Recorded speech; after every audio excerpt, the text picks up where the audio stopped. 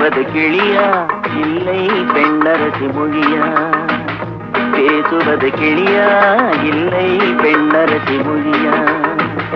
கோயில் கொண்ட சிலையா கொத்துமலர் கொடியா? பேசுவது கிளியா பெண்ணரசி மொழியா?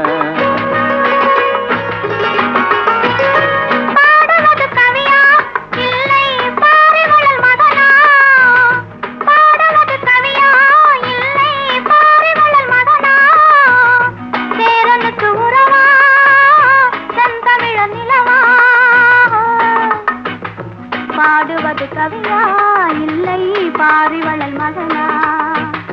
சேரனுக்கு உறவா செந்தமிழ நிலவா?